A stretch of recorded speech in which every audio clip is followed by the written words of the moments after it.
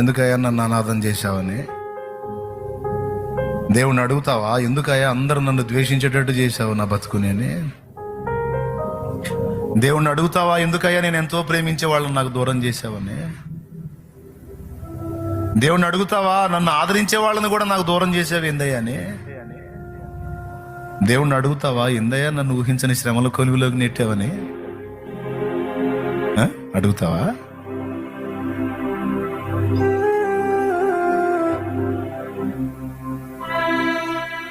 శ్రేష్టమైన పాత్ర తయారు కావాలంటే శ్రేష్టమైన అనుభవాల్లో గుండానే పోవాలి, లేకపోతే శ్రేష్టమైన పాత్రలు తయారు కావు.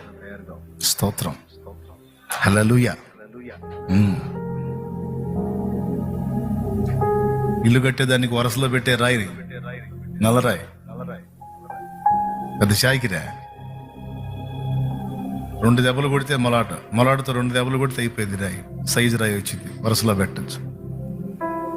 కానీ ఒక చక్కని శిల్పము రూపుదిద్దుకొని మన షో కేసులో పెట్టాలంటే అందంగా దానికి ఎన్ని దెబ్బలు పడాలో తెలుసా?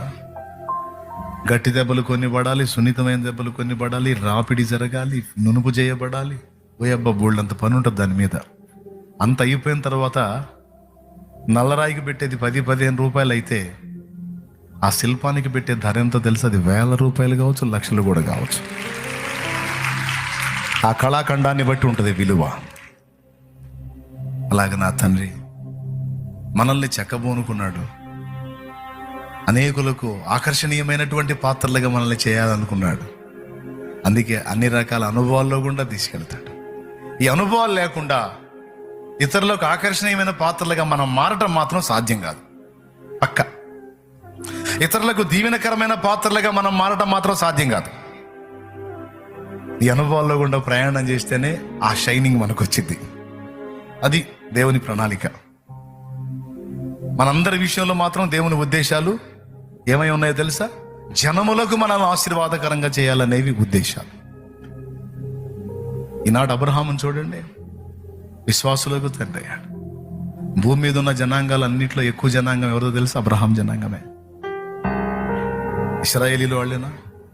అరబ్బులు వాళ్ళేనా? ప్రపంచంలో ఎక్కువ జనాభా ఉన్న క్రైస్తవులు విశ్వాసాన్ని బట్టి మొత్తం అబ్రహాం సంతతేనా? ఇప్పుడు చెప్పండి, భూమి మీద ఉన్న జనాభాలో అత్యధికమైన జనాభా ఎవరిది? ఎస్. కాబట్టి అంత మెట్టుగా అబ్రహాం తీసుకెళ్ళటానికి కొన్ని కఠినమైన అనుభవాల్లో గుండా దేవుడు అబ్రహాం నడిపించాడు. తప్పలా? నీకు నాకు కూడా తప్పదు. మనం సిద్ధపడి ఉండాలి తప్ప ప్రశ్నించడానికి లేదు. ఈ మ్యాటర్ నీకు ముందే అర్థమైతే, స్పష్టంగా అర్థమైతే లోపడుతుంటావు దేవునికి. లేకపోతే నువ్వు ఏడిసి జనాన్ని ఏడిపిస్తావు, నన్ను కూడా ఏడిపిస్తావు. మ్యాటర్ నీకు అర్థమైంది అనుకో, సంతోషంగా దేవుని వైపు చూస్తూ దేవుడు నడిపించే నడిపింపుల్లో ఎదురయ్యే అనుభవాల్లో గుండా ఆనందంగా ముందుకెళ్తావు. ఎందుకంటే ఆల్రెడీ బైబిల్లో వ్యక్తుల్ని చూపించాడు కదా. చూపించాడా లేదా? రైట్. నిన్ను కూడా అలా ప్రత్యేకమైన అనుభవాల్లో గుండా తీసుకెళ్తున్నాడు. ధైర్యంగా ఉండు.